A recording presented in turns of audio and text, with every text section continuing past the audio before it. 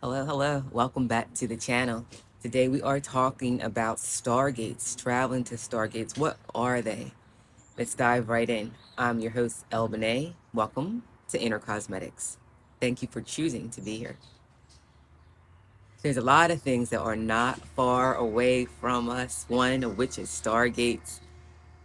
We are stars. You're a star. And it's not something to appease.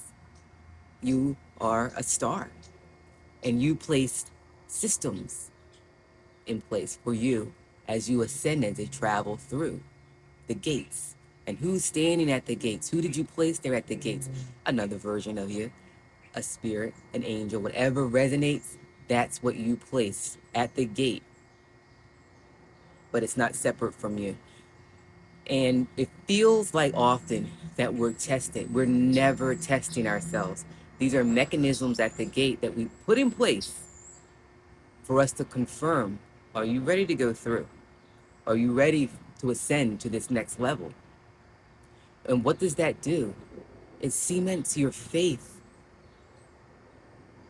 in that place where you're from, who you are, spirit, the invisible. Just a closer walk with thee. And so as you ascend through these gates, you're walking closer and closer with your spiritual self. So we're going through the stargates. And we have already gone through so many stargates. But as we ascend through, we are waking up to the realization of what's taking place. So, okay, if I already traveled to a stargate, what does that feel like?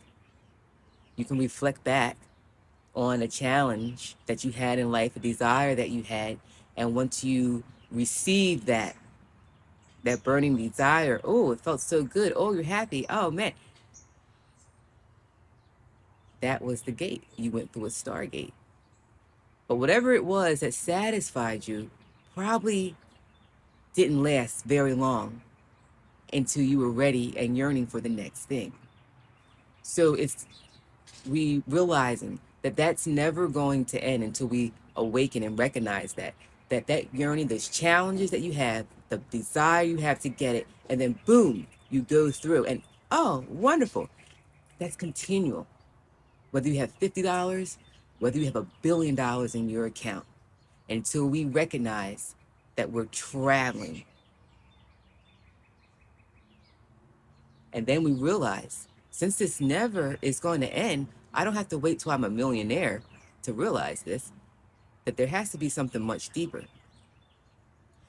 I've used this term before, money is an illusion, but everything's an illusion. Why segregate money? Sometimes we do that if we find that it's a challenge to get or receive, or it's tainted by that verbiage. What was it? The love of money is the root of all evil, which that isn't the initial term for that, or phrase, I should say. What was it? The desire. The desire for money is the root of all evil. And why is it a desire? Because there's separation there. We don't have to desire anything. Once you desire something, you don't realize it was already yours. Money is a beautiful thing that we have in place to return to self, believe it or not. Because as you go through these gates and you wake up and realize, ooh, I'm satisfied only for a minute. Then you go through the next gate. Ooh, I'm satisfied. When is this going to end? It's not.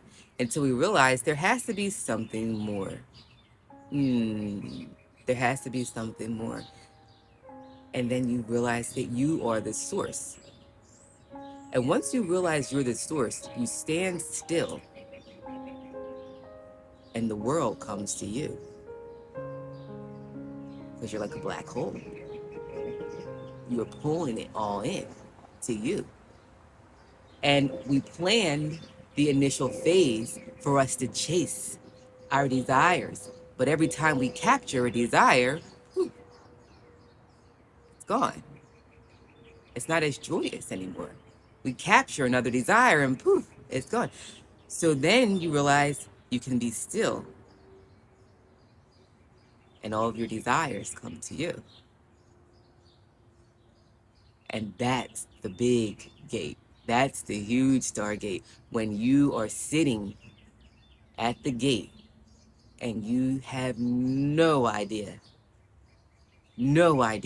but you cement your faith in the unknown and you hold fast to your knowing. And that's when mountains are moved.